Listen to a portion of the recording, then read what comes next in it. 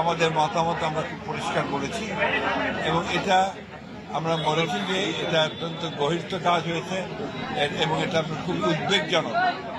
বর্তমান রাজনৈতিক পরিস্থিতিতে আমরা মনে করি যে এটাকে খুব ভালোভাবে গভীরভাবে যে তদন্ত হওয়া দরকার, তারা বিচার বিভাগে তদন্ত কমিটি করেছে এবং আমাদের আশঙ্কা যে নির্বাচনকে বিভিন্নভাবে বিলম্বিত করার লক্ষ্যে এই ধরনের কিছু একটা শক্তি কাজ করছে। তবে এর কোনো সুযোগ নাই।